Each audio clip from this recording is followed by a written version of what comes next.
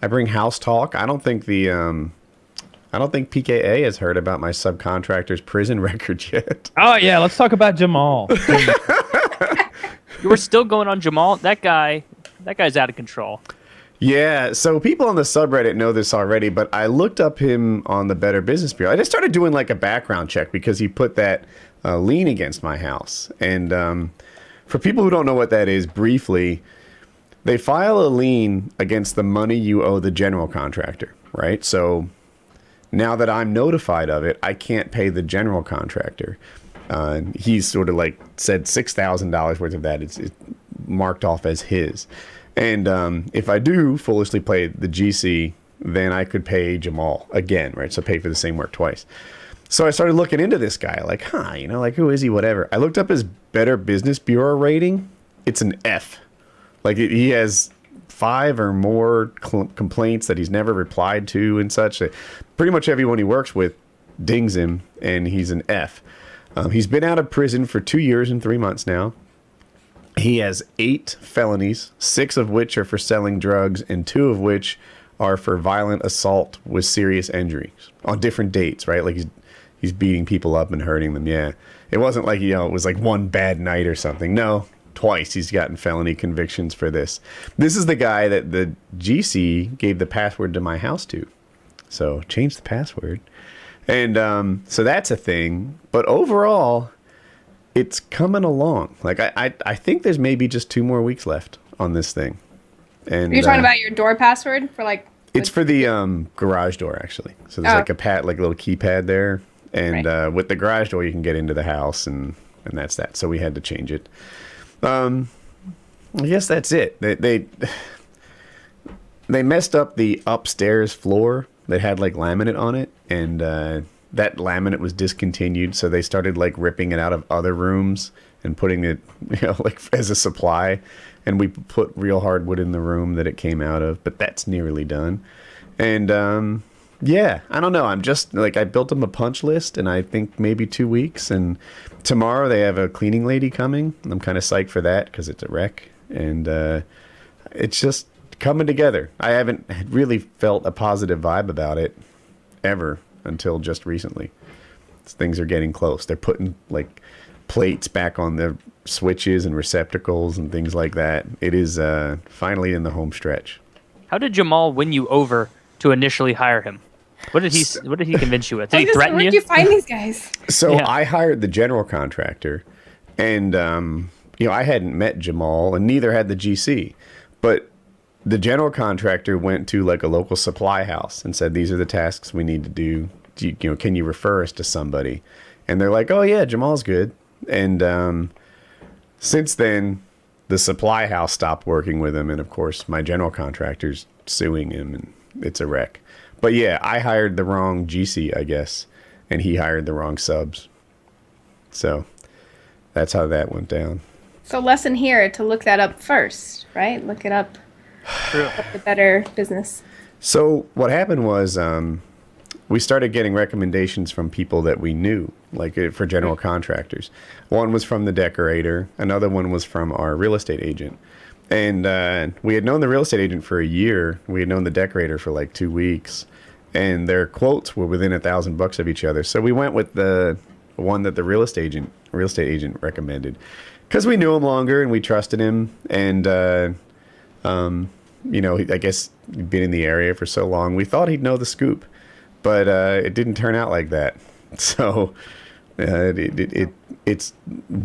said it'd be done in 2 weeks. He started in mid-January. He's supposed to be done January 31st.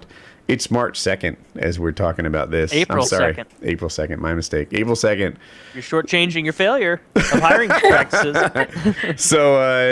So yeah, while it is looking positive at last, and the painting's done, the floors are nearly done, all the big stuff is done. They just have like trim and light switches and little QA issues to sort out.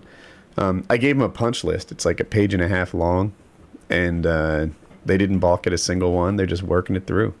So maybe end of April we'll do a house tour. Bullshit. You're not making it in that house anytime this year. It's just not going to happen. Something's going to happen. Like, here's what I envision. So I imagine you're going to get everything settled with your current general contractor. All of these miscreant contractors, they'll all be dissolved, rid of. You'll pay them off. They'll take what they're owed and be gone. You'll get a new crew of guys, and they'll get the job 99% done. You're going to love it. You're pretty much ready. You call them the U-Haul guys. You're getting everything organized. That's when the disaster hits. Something's coming, Woody. I can feel it. A twister, earthquake, sinkhole. I don't fucking know. Maybe a flood. Something's coming. Jinxed. It seems like you've been jinxed every step of the way. Well, and I know how now. it feels like that whole story I told you today about going out to film and fucking it up 4 times in a row. That I just feel like sometimes the cards are stacked against you. The odds are just not gonna play out in your favor, and you're just doomed. I hear you. I think at some point perseverance pulls through and you get it done and it turns out okay. I mean, maybe put the house on the market and then just be rid of it. Just be rid of it. It could be like a poltergeist house. What if you move in and there's poltergeist? How ridiculous is that going to be? That would be so badass. I would love that. Yeah, I wish I knew what else to say. We're finally closing in. I've got to sort out the shop. I'm just sort of taking a moment to breathe. I want the house to be done. I want to pay my taxes, count the money, and then see what the budget is for the shop. Count the money. That sounds like that's a fun job, right? Counting money? Yeah. No. I remember like growing up, my dad would keep a good amount of cash on hand. He would oftentimes cash like big checks just so he'd have a lot of cash on hand, and there'd be $35,000 or $40,000 like cash laying there. around. Yeah, Right. and like he would keep it locked up in the vault and everything, and it was pretty. Honestly, it's just he and I that have the safe combination, so it wasn't that big of a deal. But I just remember being a little kid, being like 8, and like I'd be home alone, and I'd get like $50,000 in cash, just throw it up in the air, make it rain, and like roll in it. He gave and an stuff. 8-year-old the combination to a safe with $50,000 in it. And a few weapons. I don't know about maybe 50. How else am I going to get to my guns? I got to know the combination. It's a sound point. You should be more Think impressed this that an through, Taylor. 8-year-old could operate one of those spinny combination locks. Think about that, and remembering the combination. Yeah, 3 numbers. Wow. Okay, well, there's the left-right pattern as well. There were kids. 2 in high school directions and You 3 have to numbers. pass it on the second go There through. were I remember there were 3 kids in high school that were so fucking dumb they had to get like special locks. They couldn't figure out the combination, and the teachers just Oh. gave up. There was Like- that kid at every high school. I'd rather who wear just diapers. couldn't get it, and the janitor was there in the hallway after every class, helping him shimmy the door open, looking at him like, "You goddamn idiot! It's 1 3 1 numbers. 2. We did this for you." I would always leave my locker unlocked anyway, but because like who's gonna fuck with the locker? Except for me, I was literally the motherfucker who like when I'm like the only one walking down the hall, I'm like jimmying them all, like open, lock, In my open, high school, jackpot. if you didn't spin the lock, it didn't relock. Like you had to give it that twist. Yeah, exactly. Yeah, that's how ours were. So I would look for ones that people hadn't done that to. Go in there and mess with their shit. I wasn't a thief. I was more of a prankster. No, of so course like, not. so I just fucked with their I shit. wasn't so a they know thief. I somebody was a had been there. vandal. There you go. Yeah. More of a prankster. I like it that way. So Well, of course you do, you vandal. whatever. I definitely was more of a prankster though, because that's what I always got in trouble for. It was always pranks. It was never anything like malicious or like I was never trying to hurt anybody. It was always just hijinks and shenanigans. I got You in never trouble saw for like an being late. especially good-looking lunch and took that ever. You never saw, oh, this guy's mom made him something pretty dope today, and I don't have shit. Oh God, no, I would never. No. First of all, there was some sort of a stigma I felt when I was in high school for like bringing your own lunch. Like when you're in elementary school, it's cool because you've got something mom made. But when you're in high school, it's like, I don't want mom's food. I'll eat what the cool kids eat. And like the only people who brought their lunches were like really, really awkward kids and just I didn't. You wouldn't want to be that guy who breaks open that fucking Frigidaire little mini cooler and starts getting out your puddings and shit. Like My high school was totally different. Well, Oh, I yeah, knew it was the it was. 20s. You had a metal pail that you were carrying.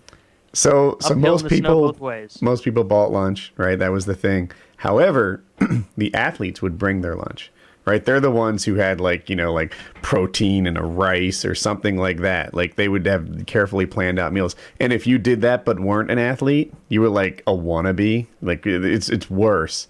So either know your role or, I guess it's know your role in either case. So it wasn't until I became like, I was a swimmer, and if Kat doesn't know, it wasn't until like my senior year when I started like bringing my own lunch and being cool.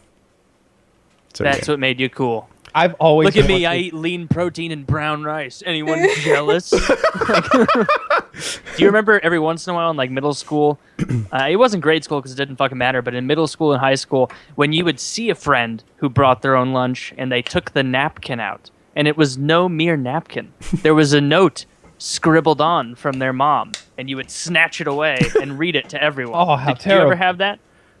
You never noticed anyone with a little note written on there? Maybe it's just 2 or 3 instances. Yeah, I noticed it, but I would never steal a kid's note. That's from his mama. I know I was a dick, but And you'd read it for the others' amusement. yes, You like holding it up above a short kid, just like, Just "Dear pushing it- Jimmy, I love you so much. I put some prunes in there, so maybe you'll be able to poop tomorrow." You're like, that I'm like,